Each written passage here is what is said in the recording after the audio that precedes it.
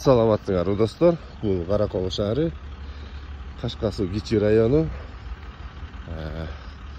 Бул белгилүү болгон биздин төрөт үйүбүз. Ушу Кашка Суу менен төрөт үйдүн ортосуна жакшынакай кичинекей бир парк пландаштырылып аткан.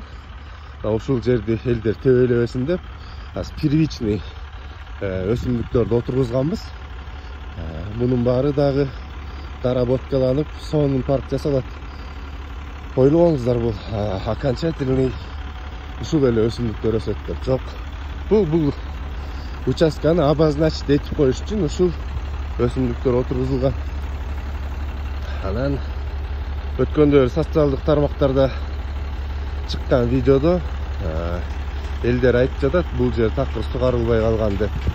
Негизи биздин сугаруу техникасы бул жерди түзүлгөн график боюнча ар дайым жумасына 1-2 жолу келип суга тиштерин өткөзүп кетет. Урматтуу биздин көрүүчүлөр, ошону да силерге так белгилей кетишим керек.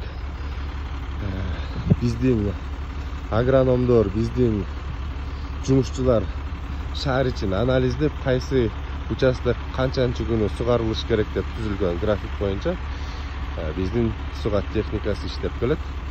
Сугат иштери эң сонун татынакай жүрүп жатат. Жашылдандыруу чарбасы Каракол шаарынын ичиндеги жалпы өсүмдүктөрдү карайт.